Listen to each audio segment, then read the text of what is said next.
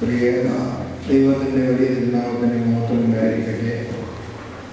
അഭിയന്തരായ സഹോദര പ്രബോധിതന്മാരെ, ബഹുമാനപ്പെട്ട അംബാസിഡർമാരെ, ബഹുമാനപ്പെട്ട വൈദിക ശ്രേഷ്ഠരെ, ബഹുമാനിയായ സിസ്റ്റേഴ്സ്, സഹോദരി സഹോദരങ്ങളെ, വാച്ചിലിരുന്ന കുഞ്ഞുങ്ങളെ, തിരുവനന്തപുരം ഭദ്രാസനത്തിൻ്റെ അധ്യക്ഷനും ഈ ആശ്രമത്തിൻ്റെ സ്ഥാപകനുമായിരുന്ന അഭിവന്യ ഗീവർഗീസ് മാർ ദിയോസ്കോറോസ് തിരുമേനിയുടെ 14ാമത്തെ ഓർമ്മ പെരുന്നാൾ നാം ഇന്നലെയും കഴിഞ്ഞ ദിവസങ്ങളിലുമൊക്കെയായി ആചരിക്കുകയായിരുന്നു.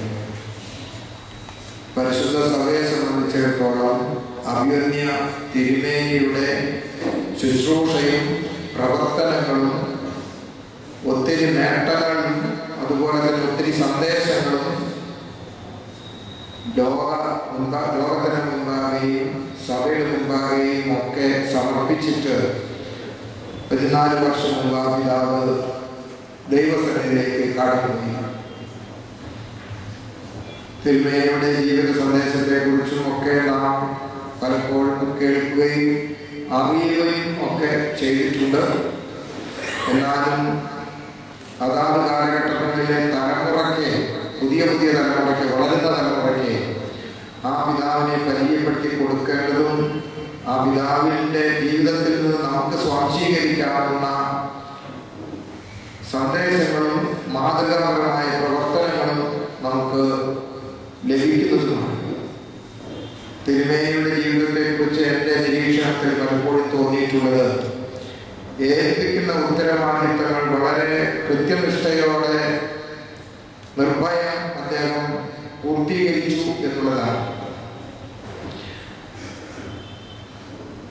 തൂമ്പമൺ ഭദ്രാസനത്തിലെ പത്രാപീഠായിരുന്ന കാലം ചെയ്ത ദാനിയേൽ മാർ തിരുമേനിയുടെ ഭദ്രാസനത്തിലെ ഒരു ശുഷ്കാന്തിയുള്ള വൈദികൻ, ഒരു വിധത്തിൽ പറഞ്ഞാൽ തിരുമേനിയുടെ ചിന്തകളോട്, പ്രവർത്തന ശൈലിയോട് ഏകീഭാവമുള്ള ഒരു വിശ്വസ്തനായ വൈദിക ശ്രേഷ്ഠൻ.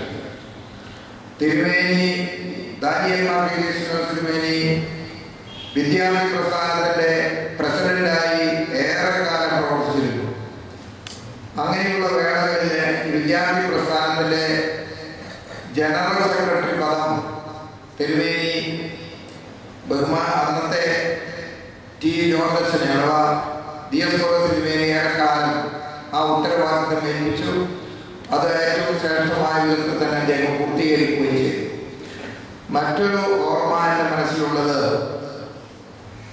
ഈ 70കളിലുണ്ടായ സഭയുടെ കക്ഷി കലഹം, പ്രത്യേകിച്ച് ഭദ്രാസനത്തിൽ അധികം ദേവാലയങ്ങളിലൊന്നും അത് ആഞ്ഞടിച്ചിട്ടില്ലെങ്കിലും ഓമല്ലൂർ ഇടവകയിൽ അത് വളരെ ശക്തമായി. ഓമല്ലൂർ ഇടവകയിൽ അങ്ങനെയുള്ള ഒരു പ്രതിസന്ധി ഉണ്ടായ സമയത്ത് അത് മുഴുവനും ഏൽപ്പിക്കപ്പെട്ട് അതിന്റെ ചുമതല നിർവഹിക്കുവാനൊക്കെ അന്നത്തെ ഇടമന്ത്രാപുരിത്ത കണ്ടെത്തിയത് നമ്മുടെ സ്മരിയ പിതാവിനെയായിരുന്നു. അതിലെ വ്യവഹാരങ്ങളും അതിലെ എല്ലാ കാര്യങ്ങളും അദ്ദേഹം ഏൽപ്പിക്കുകയും അത് ഏറ്റവും സമർത്ഥമായും ധൈര്യപൂർവവും അതുപോലെ തന്നെ ദൈവത്തിൽ ആശ്രയിച്ചും അത് അദ്ദേഹം നിർവഹിക്കുകയും ചെയ്തു. ഒരു വിധത്തിൽ പറഞ്ഞാൽ അത് ഒരു വിജയശ്രീലാളിനായിട്ട് തന്നെ അദ്ദേഹത്തിന് അതിൽ നിന്ന് അത് പൂർത്തീകരിക്കാൻ സാധിച്ചു എന്നുള്ളതാണ് വസ്തുത. ഏൽപ്പിക്കുന്ന ഉത്തരവാദിത്തങ്ങൾ വളരെ വിശ്വസ്തമായും സമർത്ഥമായും കൈകാര്യം ചെയ്യുക എന്ന് പറയുമ്പോൾ അത് ഒരു ദൈവികമായ അനുഗ്രഹമാണ്. അത് അദ്ദേഹം പൂർത്തീകരിച്ചു എന്നാണ് എൻ്റെ ഒരു നിരീക്ഷണം. പ്രത്യേകിച്ച് തിരുമേനിയെ ഇവിടെ ഇരിക്കുന്നവരെ പോലെ അടുത്തറിയാനുള്ള അവസരമൊന്നും എനിക്ക് ആ കാലത്തുണ്ടായിട്ടില്ല. എങ്കിൽ പോലും ദൂരക്കാഴ്ചയിൽ നിന്നാണെങ്കിൽ പോലും തിരുമേനിയുടെ ഇപ്രകാരമുള്ള പ്രവർത്തന ശൈലി അന്ന് സഭയിലേറെ പ്രശംസിക്കപ്പെടുകയും ശ്രദ്ധിക്കപ്പെടുകയും ചെയ്തിരുന്നത് വസ്തുതയാണ്. ആ കാലഘട്ടങ്ങളിലൊക്കെ അഭിനയ ദാനിയേൽ മാർ തിരുമേനിയും കോട്ടയം ഭദ്രാസനത്തിന്റെ പാറേട്ട് മാർ തിരുമേനിയും ഒക്കെ സഭ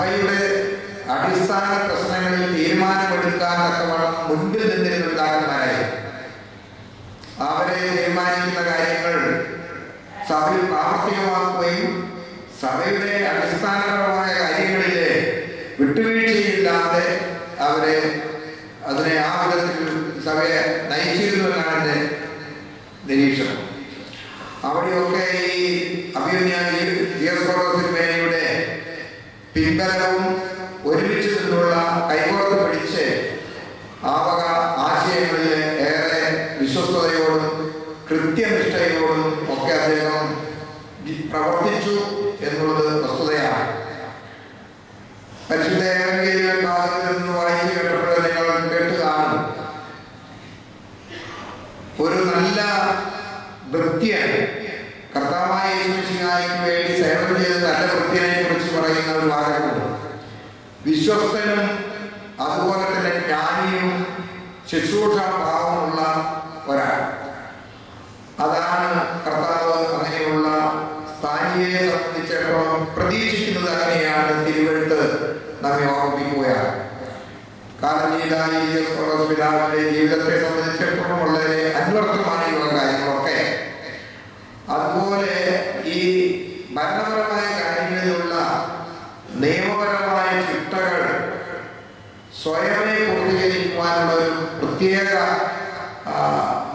വൈഭവം തിരുമേനിയിൽ ഉണ്ടായിരുന്നു എന്നാണ് ഞാൻ പലപ്പോഴും എനിക്ക് തോന്നിയിട്ടുള്ളത്. ഏത് കാര്യങ്ങൾ ചെയ്യുമ്പോഴും നമ്മുടെ സഭയുടെ അടിസ്ഥാന ഒരു ഭരണ നിർവഹണത്തിന് നാം അടിസ്ഥാനമായി ആശ്രയിക്കുന്നത് നമ്മുടെ സഭയുടെ ഭരണഘടനയാണ്. ദൈവത്തിൽ ആശ്രയിക്കണം സംശയമൊന്നുമില്ല. പക്ഷെ അതോടൊപ്പം തന്നെ നിയമപരമായ കാര്യങ്ങൾ നമുക്ക് ആശ്രയിക്കാനുള്ളത് സഭയുടെ ഭരണഘടനയാണ്. അത് അക്ഷരാർത്ഥത്തിൽ വേണ്ടിടത്ത് ഉപയോഗിച്ച് ധൈര്യപൂർവം ഭരണനിർവഹണ കാര്യങ്ങൾ നന്നായി കൊണ്ടുപോകാൻ തക്കവണ്ണം ഈ പിതാവ് ഏറെ ശ്രദ്ധിക്കുകയും അതും പ്രശംസിക്കപ്പെട്ടിരുന്ന ഒരു ചിന്തയാണ് ഇതിനെ സംബന്ധിച്ചിടത്തോളം. ഓരോ കാലകാലങ്ങളിലുണ്ടാകുന്ന പിതാക്കന്മാരൊക്കെ ഈ സഭയെ പല വിധത്തിലും സേവിക്കുകയും ഇതിനെ വളർത്തുകയും ഇതിനെ കെട്ടിപ്പടുത്ത് മുന്നോട്ട് നയിക്കുകയും ചെയ്യുന്ന പിതാക്കന്മാരാണ്. എല്ലാവരും അങ്ങനെ തന്നെയാണ്. പക്ഷേ ഈ പിതാവിനൊക്കെ കാണുന്ന ഇങ്ങനെയുള്ള ചില പ്രത്യേകതകൾ അതിൽ കൂടുതൽ ശ്രദ്ധിച്ച് ഭരണനിർവഹണം നടത്താൻ തക്കവണ്ണം തിരുമേനിക്ക് സാധിച്ചിട്ടുണ്ട്. അതിൻ്റെതായ പ്രതിസന്ധികളിലൂടെയൊക്കെ കടന്നുപോയിട്ടുണ്ടെങ്കിൽ പോലും സഭയ്ക്ക് നേട്ടമുണ്ടാകത്തക്കവണ്ണമുള്ള പ്രവർത്തന ശൈലികൾ തിരുമേനിയിൽ ധാരാളം ഉണ്ടായിരുന്നു.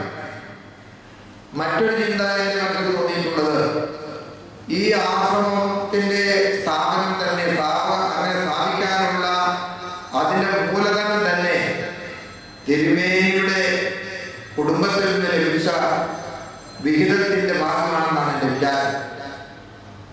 അത് മറ്റു വിധത്തിൽ ഉപയോഗിക്കപ്പെടാതെ തന്നെ സഭയിൽ ഉപയോഗിക്കപ്പെടത്തക്കവണ്ണമുള്ള പ്രസ്ഥാനവും ആശ്രമവും ഒക്കെ ആരംഭിക്കുവാൻ തക്കവണ്ണം തിരുമേനി ശ്രദ്ധിച്ചു എന്നുള്ളതാണ്. അതും ഒരു മാതൃകാപരമായ ഒരു വസ്തുതയായി ഒരു യാഥാർത്ഥ്യമായിട്ടാണ് എനിക്ക് തോന്നുന്നത്. അപ്പോൾ ഈ തിരുമേനിയെ സംബന്ധിച്ച് ചിന്തിക്കുമ്പോഴേക്കും ഒരുപാട് കാര്യങ്ങളുണ്ട്. ഓരോരുത്തരും ഓരോ ആംഗിളിലൂടെ വീക്ഷണത്തിലൂടെ പരിശോധിക്കുമ്പോൾ നമുക്ക് സ്വാംശീകരിക്കാൻ പറ്റുന്ന ഒരുപാട് കാര്യങ്ങളുണ്ട്.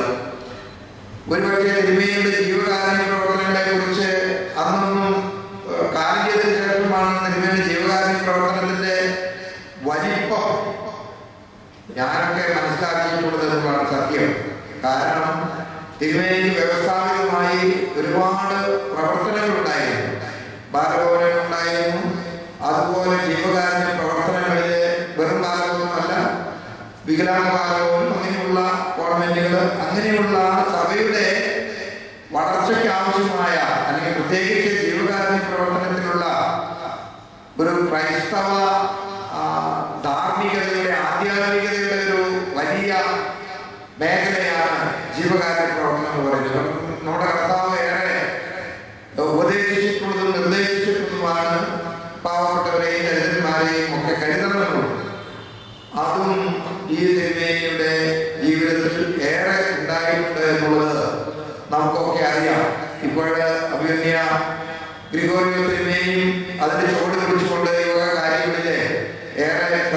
പഠിക്കുകയും നമ്മുടെ ഉത്തരവാദിത്തങ്ങൾ നിർവഹിക്കാൻ മുന്നോട്ട് പോവുകയും ചെയ്യുന്നു നമുക്കറിയാവുന്നതാണ്. അപ്പോൾ ആ വിധത്തിലൊക്കെ ചിന്തിക്കുമ്പോൾ കാർമിക തിരുമേനിയെ എല്ലാ തലങ്ങളിലും എല്ലാ മേഖലകളിലും തൻ്റെ ദൗത്യം ലക്ഷ്യം ഒക്കെ മനസ്സിൽ കരുതി ഇതിനോട് ആശ്രയിച്ച് വളരെ നിർഭയമായി മുന്നോട്ട് പോയിട്ടുണ്ട് എന്നുള്ളത് ഒരു വസ്തുതയാണ്. അത് നമ്മൾ എപ്പോഴും ഓർക്കണം. അപിതാക്കന്മാരെയൊക്കെ നമ്മൾ നോക്കണം. മാത്രമല്ല 1978 തിരുമേനി മേൽപ്പെട്ട സ്ഥാനത്തേക്ക് ഉയർത്തപ്പെടുന്നത്. അന്നത്തെ ആ മേൽപ്പെട്ട സ്ഥാനം നടത്തപ്പെട്ടത് കുന്നംകുളം അടുത്തുള്ള പഴനി സെന്റ് മേരീസ് ഒരു പൗരാണിക ദേവാലയത്തിൽ വെച്ചാണ്.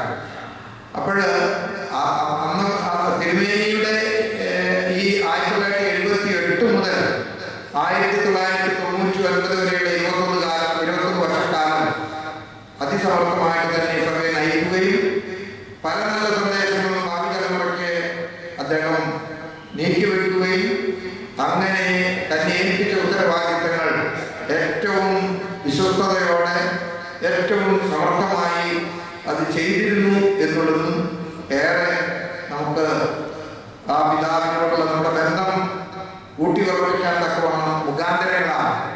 പരിശുദ്ധ സുന്നതോസിലായിരുന്നാലും പല ചർച്ചകളും നടക്കുമ്പോൾ തിരുമേനി അതിൻ്റെ ഒരു ദിശാബോധം നഷ്ടപ്പെടാത്ത വിധത്തിൽ അതിനെ നയിക്കാൻ തക്കവണ്ണം തൻ്റെ ചിന്തകൾ തൻ്റെ അഭിപ്രായങ്ങൾ വളരെ വ്യക്തമായി തുറന്ന് പറഞ്ഞ് അതും അവിടെയും തിരുമേനിയുടെ വ്യക്തിത്വം എന്ത് പ്രവർത്തന ശൈലി എന്നുള്ളത് തെളിയിച്ചുകൊണ്ടിരുന്നതും ഒക്കെ ഏറെ ശ്രദ്ധയോടെ ഇളന്തലമുറക്കാരായി ഞങ്ങളൊക്കെ കേട്ട് അത് കണ്ടിട്ടുള്ളൂ. അപ്പോൾ ആ വന്യപിതാവിൻ്റെ ഒരു 14 വർഷത്തിന് മുൻപ് തിരുമേനി ഇങ്ങനെയുള്ള കാര്യങ്ങളെല്ലാം ഈ സഭയ്ക്ക് വേണ്ടി ചെയ്ത് തൻ്റെ ജീവിതം പൂർത്തീകരിച്ച് ദൈവസന്നിധിയിലേക്ക് വിളിച്ചു ചേർക്കപ്പെട്ട് ദൈവമുമ്പാകെ ഇപ്പോൾ നമുക്ക് വേണ്ടി പ്രാർത്ഥിക്കുകയും സഭയുടെ ഓരോ മുന്നേറ്റങ്ങളിലും സഭയുടെ ഓരോ പ്രവർത്തന മേഖലകളിലും ആ പിതാവ് നമ്മോടൊപ്പം പ്രാർത്ഥനയുടെ ഐക്യതപ്പെടുന്നു എന്നുള്ളതാണ് വസ്തുത. പ്രിയമുള്ള ആ പിതാവിൻ്റെ ഈ ഓർമ്മ നടത്തുമ്പോഴും പിന്തലമുറക്കാരായ നാം നമുക്ക് ഈ വാങ്ങിപ്പോയിട്ടുള്ള എല്ലാവരെയും ചേർത്ത് നിർത്തുന്ന വിശ്വാസവും പാരമ്പര്യവും അതുപോലെ തന്നെ തിരുവെഴുത്തുകളും ആ വിധത്തിലാണ് നമ്മെ ഓർമ്മിപ്പിക്കുന്നത്. നമ്മിൽ മൺമറഞ്ഞു പോയിട്ടുള്ളവർ ആരും തന്നെ നഷ്ടപ്പെടുകയല്ല, അവരെ മറ്റൊരു മേഖലയിൽ ജീവിക്കുകയും അവർ ഉൾപ്പെടുന്ന സമൂഹമാണ് ദൈവമുണ്ടാകെ എപ്പോഴും മുന്നിൽ നിൽക്കുന്നത് എന്നും നമുക്കറിയാം. ഇതുകൊണ്ട് ആ പരിശുദ്ധ പിതാവിന് വേണ്ടി നാം പ്രത്യേകമായിട്ട് പ്രാർത്ഥിക്കുക. ആ പിതാവ് നമ്മുടെ പ്രവർത്തനങ്ങളെ ഓർത്ത് ദൈവസന്നിധിയിൽ തീർച്ചയായും മധ്യസ്ഥത അർപ്പിച്ചുകൊണ്ടേയിരിക്കും എന്നുള്ളതും നമുക്ക് ബോധ്യമാണ്. ആ വിധത്തിലുള്ള നല്ല ബന്ധം നിലനിർത്തി മുന്നോട്ട് പോകാൻ ഇടയാകട്ടെ. കർത്താവ് രണ്ടാമത്തെ വരവ് വരെ ആ പിതാവ് വിശ്രമജീവിതം നയിക്കുകയും രണ്ടാമത്തെ വരവിലെ ക്രിസ്തുവിനെ ഒരുമിച്ച് എതിരേൽക്കാൻ തക്കവണ്ണം ഇടയാകുകയും ചെയ്യട്ടെ എന്ന് പ്രാർത്ഥിച്ചുകൊണ്ട് ഞാൻ വാക്കുകൾ ചുരുക്കുന്നു. ദൈവമായ